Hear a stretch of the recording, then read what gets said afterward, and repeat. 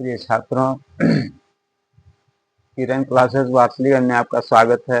मैं ओझा सर आपकी सेवा में उपस्थित हूँ कुछ नया टॉपिक लेकर के जो प्रतियोगी परीक्षा से संबंधित है। और वह प्रतियोगी परीक्षा तैयारी 4 के लिए है और 72वीं बीपीएससी प्रीलिमिनरी परीक्षा के लिए है और दरोगा भर्ती एग्जाम के लिए है। जो दरोगा भर्ती की परीक्षा की तैयारी कर रहे हैं उनके लिए, साथ ही साथ बिहार पुलिस को भी इस टॉपिक से फायदा होगा और इसलिए इसको ज़रा सा ध्यान से देखिएगा। मैं हमेशा प्रतियोगी परीक्षार्थियों के लिए कुछ नया विषय लेकर के हमेशा उपस्थित रहता हूं ताकि विद्यार्थियों को कुछ भला हो जाए। और इसके लिए मैं कोई शुल्क नहीं लेता हूं, कोई फीस नहीं लेता हूं। अच्छा, अतः विद्यार्थियों से अनुरोध है, जो भी परीक्षार्थी हैं, एस्पायरेंट हैं प्रतियोगी परीक्षा के, वो अगर ये वीडियो मेरा अच्छा लगे तो ज़्यादा से ज़्यादा सब्सक्राइब करें, अपने मित्रों के साथ शेयर करें ताकि मेरा हौसला बुलंद रहे। मैं आपकी सेवा में हमेशा कुछ न कुछ देकर के उपस्थित रहूं, आपके भविष्य को सुधारने के लिए, आपकी प्रतिभा को बढ़ाने के लिए, आप प्रतियोगी परीक्षा में आप सफल हो जाएं, यही मेरी कामना है। और इसी कामना के साथ मैं उपस्थित होता हूं आपके सामने। तो आज का विषय है इतिहास से। जैसा कि आप जानते हैं कि प्रत्येक प्रतियोगी परीक्षा में इतिहास से जरूर क्वेश्चन रहता है। और अभी का जो समय है प्रतियोगी परीक्षाओं में, वो लगभग 30 से 35 क्वेश्चन खाली हिस्ट्री से रहता है। 30 से 35 क्वेश्चन, चाहे वो 72वीं बीपीएससी प्रीलिमिनरी की परीक्षा हो या तैयारी 4 की परीक्षा, खास करके जो सोशल साइंस या सामाजिक विज्ञान के जो एस्पायरेंट है, गुरुजी बनने जा रहे हैं और उनका कि सोशल साइंस एक सब्जेक्ट है 6 to 8 में, क्लास 6 to 8 के लिए हैं या 9th 10th के लिए हैं, तो उनके लिए भी बहुत ज़्यादा उपयोगी है टॉपिक।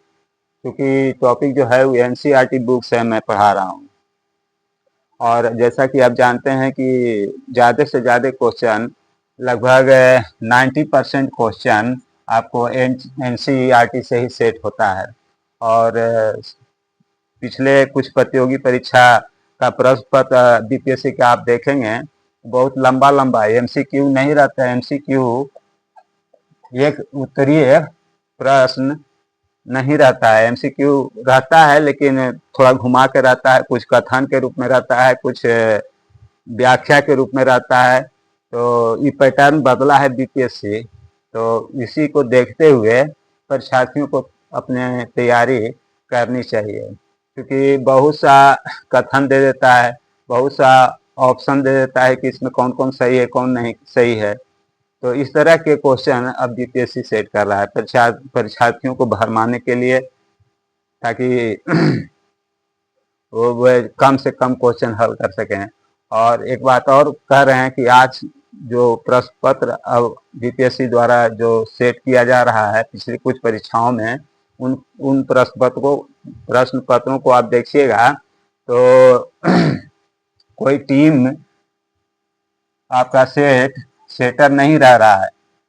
कोई टीम प्रोफेसरों का या विद्वानों का कोई टीम प्रश्न पत्र सेट नहीं कर रहा है। अब तो सेट कर रहा है आपका चैट जीपीटी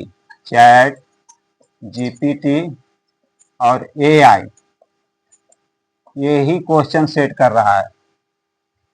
अब क्वेश्चन सेटर हो गया चैट जीपीटी और एआई द्वारा क्वेश्चन, एनसीईआरटी की किताबें डाल दी जाती हैं और एआई जो है उसमें से व्याख्या संबंधित, कथन संबंधित प्रश्न सेट करके दे देता है। अब तो कोई सेटर का टीम तो सेट करता नहीं है, इसलिए विद्यार्थियों को और सतर्क होकर करके प्रतियोगी परीक्षा की तैयारी करनी चाहिए। तो आइए अपने विषय पर आते हैं। तो आज का विषय है इतिहास में 10th क्लास में का है भारत में राष्ट्रवाद। इसके पहले हम लोग पढ़े थे यूरोप में राष्ट्रवाद। अब दूसरे टॉपिक है भारत में राष्ट्रवाद। तो राष्ट्रवाद के बारे में तो हम सबसे पहले बता चुके हैं, यूरोप के राष्ट्रवाद में पिछले वीडियो में बता चुका हूं कि राष्ट्रवाद का अर्थ होता है स्वदेश प्रेम, अपने देश से प्रेम। प्रत्येक नागरिकों को अपने देश से प्रेम होता है। हृदय प्रमुख हिंदी के सुविख्यात कवि भारतेंदु हरिश्चंद्र जी एक जगह लिखे हैं कि वह हृदय नहीं पत्थर है जिसने स्वदेश का प्यार नहीं, ऐसा उन्होंने लिखा है अपनी कविताओं में।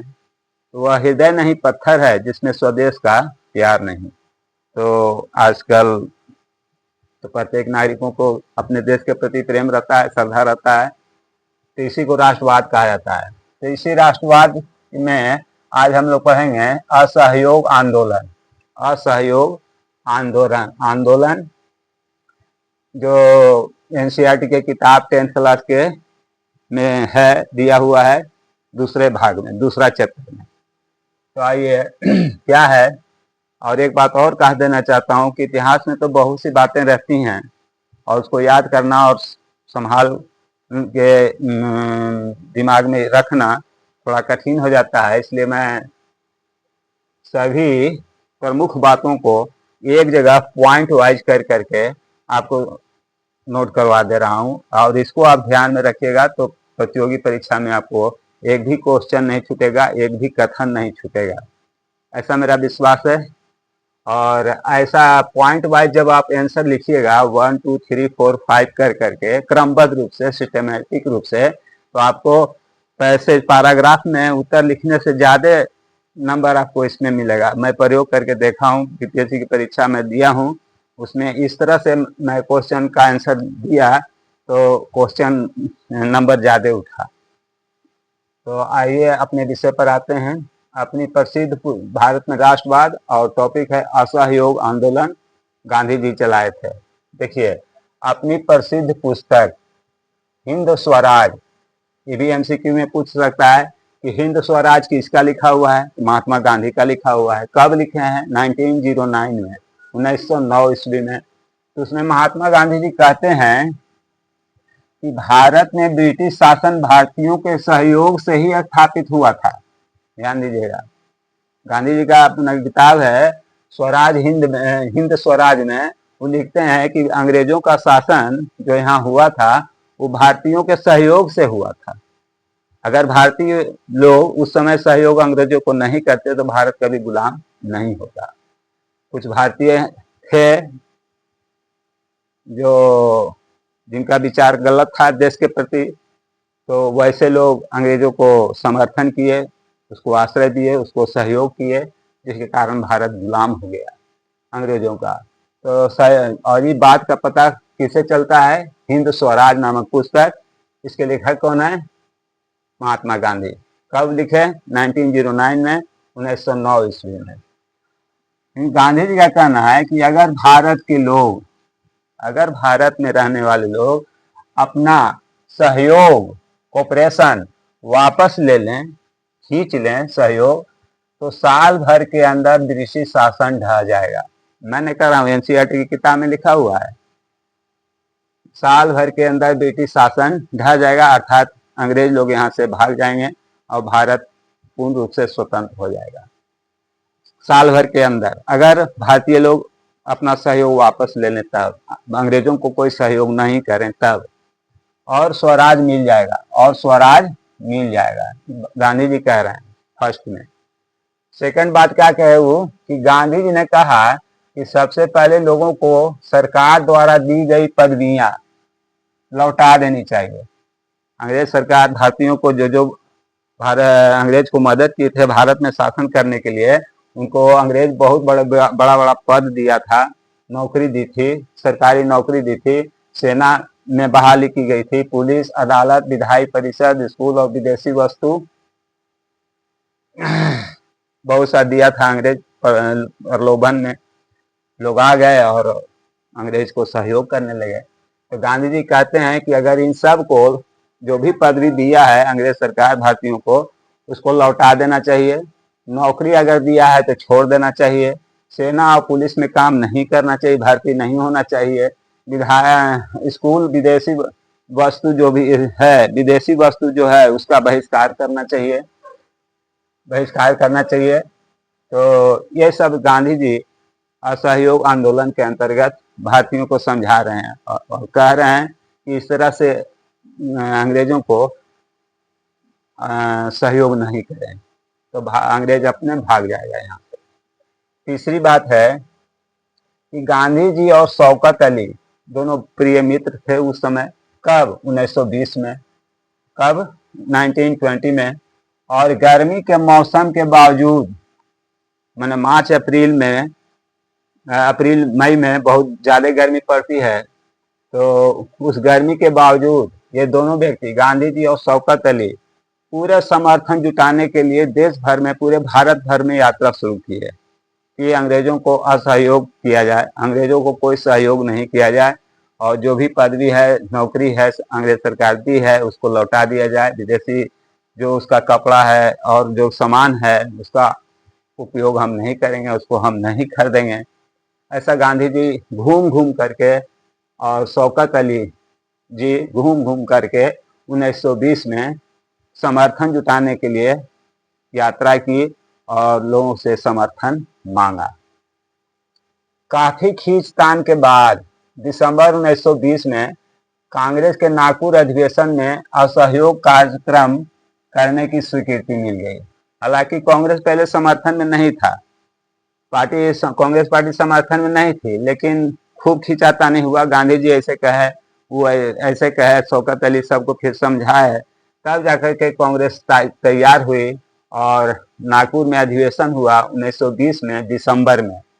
और उस अधिवेशन में गांधी जी को असहयोग कार्यक्रम करने की स्वीकृति मिल गई और कांग्रेस ने कहा कि हम गांधी जी के कार्यक्रम के साथ खड़े हैं और हम हर संभव मदद करेंगे। कांग्रेस की भी स्वीकृति मिल गई कि न असहयोग आंदोलन भारत में चलाया जाना चाहिए ताकि अंग्रेज यहाँ से चले जाएं। आगे है चौथा पॉइंट, यह असहयोग खिलाफत आंदोलन जनवरी 1921 में शुरू हुआ। इस सब तैयारी के बाद जनवरी 1921 में शुरू हुआ असहयोग आंदोलन, जिसमें विभिन्न सामाजिक समूहों ने हिस्सा लिया। बहुत से सामाजिक समूह भी इसमें जुड़ गए कि ना गांधी जी और शौकत अली जो कह रहे हैं वो सही कह रहे हैं और अंग्रेजों को भगाने के लिए असहयोग आंदोलन चलाना बहुत जरूरी है। क्या हुआ इसका नतीजा? विद्यार्थी स्कूल कॉलेज छोड़ने लगे। विद्यार्थी भी समझ गए, जो स्कूल कॉलेज में पढ़ते थे वो अपना पढ़ाई छोड़ दिए, स्कूल छोड़ दिए, कॉलेज छोड़ दिए। शिक्षक भी इस्तीफा देने लगे, जो भी टीचर पढ़ाते थे स्कूल में, कॉलेज में, वो भी अपना रिजाइन दे दिए। विदेशी सामानों का बहिष्कार किया गया। अंग्रेज जो सामान यहाँ बेचते थे, इंग्लैंड में जो भी सामान बनता था वो भारत ला करके बेचता था, उसको ज़्यादा मुनाफा होता था। तो सभी भारतीयों ने निर्णय किया कि नए अंग्रेज जो यहाँ ला करके अपना सामान बेचेंगे, बाहरी वस्तु को हम लोग या अंग्रेजों द्वारा जो वस्तु दी जा रही है बाजार में है उसको हम लोग नहीं खरीदेंगे, बहिष्कार किया। धीरे धीरे यह आंदोलन देहातों में भी फैल गया। शहर में तो फैला ही, धीरे धीरे यह आंदोलन पूरे देहात भर में भी, भारत के देहातों में भी, देहाती क्षेत्रों में भी असहयोग आंदोलन फैल गया। जब आंदोलन फैला तो बाजार में लूटपाट भी होने लगा। अनाज के गोदामों पर लोग कब्जा करने लगे। अनाज के गोदाम था उस पर अंग्रेजों का, उस पर लोग कब्जा करने लगे। अंग्रेजों के जो दुकानें थी, जो सामान बेचता था, उस बाजार में भी लूटपाट होने लगा। गांधी जी ने ऐलान कर दिया कि अब कोई किसान लगान नहीं देगा, टैक्स नहीं भरेगा। जो जमीन पर लगान लगता है वो गांधी जी बोले कि कोई भी किसान, भारतीय किसान अंग्रेजों को लगान नहीं देंगे। आंदोलन काफी हिंसक होने लगा, हिंसक होते जा रहा था। काफी जगह हिंसा भी हुई, बहुत लोग मारे भी गए। कांग्रेस के नेता इस जनसंघर्ष से थक चुके थे और बहुत दिन तक चला, लेकिन जो कांग्रेस के जो नेता थे, जो पहले समर्थन किए थे असहयोग आंदोलन को, उस आंदोलन को देखते हुए और हिंसा को देखते हुए, बहुत से भारतीयों को जान गंवा रहे थे, उसको देखते हुए कांग्रेस के नेता अक्षुब्ध हो गए और थक गए। फलस्वरूप 1922 में, लगभग साल भर के बाद, 1921 में असहयोग आंदोलन शुरू हुआ था, 1922 में महात्मा गांधी ने असहयोग आंदोलन को वापस लेने का फैसला किया और वापस ले लिया। 1922 में 21 में शुरू हुआ था और 1922 में वापस ले लिए गांधी जी। क्यों वापस ले लिए? तो बहुत हिंसात्मक आंदोलन हो गया था। पहली बात, बहुत से भारतीयों के जान चली गई थी, स्कूल कॉलेज बंद हो गए थे, लोग इस्तीफा देते थे, विद्यार्थियों का पढ़ाई समाप्त हो गया था, विद्यार्थी सब आंदोलन में सम्मिलित हो गए थे। तो इस तरह से कोई उसका रिजल्ट नहीं निकला और हिंसा ज्यादा होने लगी, जिसके कारण 1922 में गांधी जी असहयोग आंदोलन को वापस ले लिए कि अब हम आंदोलन नहीं करेंगे। दूसरा है आपका सविनय अवज्ञा आंदोलन। जब असहयोग आंदोलन समाप्त हो गया तो सविनय अवज्ञा आंदोलन चलाने का निर्णय लिया गया गांधी जी द्वारा। कब? 22 के बाद, 22 8 30, 8 वर्षों के बाद गांधी जी फिर सविनय अवज्ञा आंदोलन चलाने का निश्चय किया और 31 जनवरी 1930 को गांधी जी वायसराय इरविन को एक खत लिखते हैं। ध्यान दीजिएगा, 1930 में भारत का वायसराय जो था वो इरविन नामक अंग्रेज था और इरविन नामक अंग्रेज को गांधी जी एक पत्र लिखे और इस खत में गांधी जी 11 मांग किए इरविन से। किससे मांग किए? 11 गो डिमांड रखे गांधी जी इरविन के साथ। क्या डिमांड था भाई? तो यह मांग किए कि किसानों, उद्योगपतियों, मजदूरों के थे। जो मांग था 11 गो, वो किसका मांग था? भारतीय किसानों का था, उद्योगपतियों का था, मजदूरों का था, छात्रों का था। इन सभी मांगों में सबसे महत्वपूर्ण मांग नमक पर लगने वाला टैक्स को खत्म करना था। अंग्रेज सरकार जो थी वो नमक पर भी टैक्स लगा दी थी। जितना भी नमक बनेगा उस पर कर भारतीयों को, अगर नमक आप खरीदते हैं तो नमक पर टैक्स आपको सरकार को देना होगा। जैसा कि आप जानते हैं कि नमक भोजन का एक प्रमुख अवयव है। लवण के बिना, नमक के बिना तो कोई भोजन अच्छा लगेगा नहीं और बहुत जरूरी चीज है भोजन के लिए। तो इसलिए अंग्रेज नमक पर भी टैक्स लगा दिए थे। तो पहला डिमांड, सबसे 11 डिमांड में सबसे प्रमुख डिमांड था महात्मा गांधी का कि नमक पर जो टैक्स अंग्रेज सरकार लेती है उसको समाप्त किया जाए। अब हम लोग नमक खरीदने के लिए कोई टैक्स अंग्रेज सरकार को नहीं देंगे। 11 मार्च तक हमारी मांगे नहीं मानी गई। ध्यान दीजिएगा, जनवरी में पत्र लिखते हैं गांधी जी इरविन को, वायसराय जो था उस समय, और टाइम बॉन्ड एगो दे दिए कि 11 मार्च तक अगर हमारी मांग 11 गो मांग जो हम किए हैं इरविन साहब से, वो अगर वो नहीं देते हैं तो हम लोग सविनय अवज्ञा आंदोलन शुरू करेंगे। सविनय अवज्ञा आंदोलन शुरू करेंगे। तो ध्यान दीजिएगा, सब एक नंबर के सवाल में सेट हो सकता है कि गांधी जी कुल कितने मांग किए थे? 11 को डिमांड किए थे। किससे किए थे? तो इरविन से किए थे। उसमें प्रमुख मांग क्या था?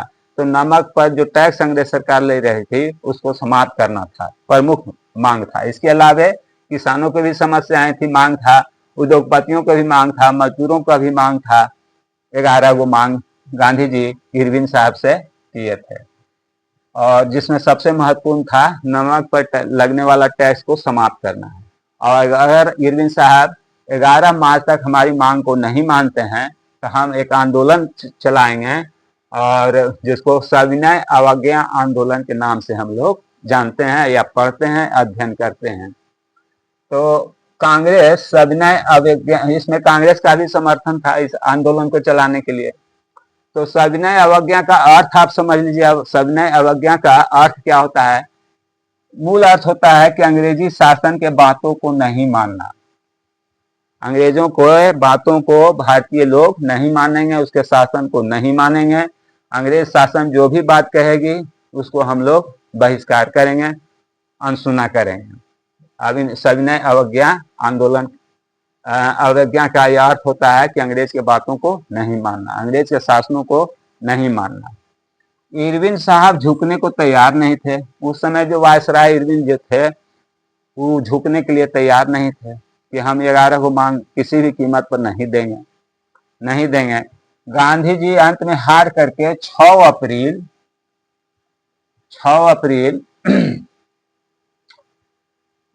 1930 में 6 अप्रैल 1930 में दांडी पहुंचे। दांडी गुजरात में पड़ता है। दांडी एक जगह है जो गुजरात में पड़ता है। वहां बड़े पैमाने पर नमक बनता है, समुद्र के किनारे है। तो और 6 अप्रैल को गांधी जी दांडी पहुंच गए और समुद्र के पानी को खौला करके नमक बनाना शुरू कर दिया। नमक बनाना शुरू कर दिया, अर्थात नमक का जो कानून अंग्रेजों का था उसको गांधी जी सबसे पहले तोड़े, तो शुरू कर दिए। नमक का कानून तोड़ दिया गया। गांधी जी के साथ ही अब्दुल गफ्फार खान भी थे। अंग्रेज सरकार अब्दुल गफ्फार खान को गिरफ्तार कर लिया, अंग्रेजों ने गिरफ्तार कर लिया। भारतीय जनता पर अंग्रेज पुलिस गोली चलाने लगी। बहुत से लोग भारतीय मारे भी गए, बहुत से भारतीय मारे भी गए। जगह जगह हमले होने लगे, अंग्रेजों ने किया। जगह जगह पर अंग्रेजों ने बहुत भारतीयों को गोलियों से मारा। अंत में 5 मार्च 1931 को गांधी जी और इरविन के बीच एक समझौता हो गया। अंत में 1931 माने लगभग साल भर सविनय अवज्ञा आंदोलन चला। साल भर सविनय अवज्ञा आंदोलन चला और अंत में 5 मार्च 1931 को इरविन साहब गांधी जी को बुलाए और एक समझौता हुआ और जिस पर गांधी जी दस्तखत किए। और अंग्रेज सरकार समझौता में बहुत सी बातें तय हुई, जिसमें पहला गांधी जी रखे कि अंग्रेज सरकार जो भी कैदियों को सविनय अवज्ञा आंदोलन के क्रम में जो भारतीयों को जो अंग्रेज सरकार गिरफ्तार किए थे उसको छोड़ने का प्रस्ताव भी था उसमें, और उस समझौता में था। तो उस समझौता को अंग्रेज सरकार मान ली और जितने भी अंग्रेज सरकार भारतीयों को इस सविनय अवज्ञा आंदोलन के क्रम में गिरफ्तार किया था उन सभी को बाइज्जत रिहा कर दिया गया और ये सविनय अवज्ञा आंदोलन लगभग समाप्त हो गया। ये 2 आंदोलन है, असहयोग आंदोलन और सविनय अवज्ञा आंदोलन। इसका मूल बात, दोनों आंदोलन का मूल बात यही है। अगर इन मूल बातों को आप याद रखिएगा तो परीक्षा में इससे संबंधित, आंदोलन से संबंधित जो भी क्वेश्चन रहेंगे, आपका एक भी क्वेश्चन मैं उम्मीद करता हूं कि आपको नहीं छूटेगा। बस क्रमबद्ध रूप से आप सविनय असहयोग आंदोलन के 5 पॉइंट है, इसको आप याद कर लीजिए। और सविनय अवज्ञा आंदोलन में बस एक ही पैराग्राफ है, 4-5 बात है, इसको आप ध्यान में रखिएगा तो आपका 1 नंबर के सवाल से हल हो जाएगा। जैसा कि हम अभी हम कहे हैं कि अब जो क्वेश्चन बीपीएससी द्वारा जो सेट किया जा रहा है वो कोई सेटर द्वारा नहीं सेट किया जा रहा है, वो क्वेश्चन बल्कि चैट जीपीटी और एआई सेट कर रहा है। और जिसके कारण क्वेश्चन जो है लंबा रहता है, कथन उसमें रहता है और तरह तरह के क्वेश्चन सेट किया जा रहा है और जिससे विद्यार्थी भ्रम में पड़ जाते हैं। तो भ्रम में पड़ने की जरूरत नहीं है। एनसीईआरटी की किताब का अध्ययन क्रमबद्ध रूप से करें, बाजारू किताब पर ध्यान न दें और क्रमबद्ध रूप से और धैर्यपूर्वक अध्ययन करें। जरूर उनको सफलता मिलेगी, जरूर उनका एक सीट रिजर्व हो जाएगा, बशर्ते कि वो मेहनत करेंगे, एनसीईआरटी की किताब को ध्यान से पढ़ेंगे। और वीडियो को अगर आपको अच्छा लगे तो फिर मैं कह रहा हूँ कि अपने साथियों को शेयर करिए दीजिए, सब्सक्राइब करिए चैनल को ताकि मेरा हौसला बढ़ा रहे, मैं फिर आपको लिए कोई नया टॉपिक लेकर के आपके सामने उपस्थित हो सकूँ। आज के वीडियो में इतना ही, धन्यवाद।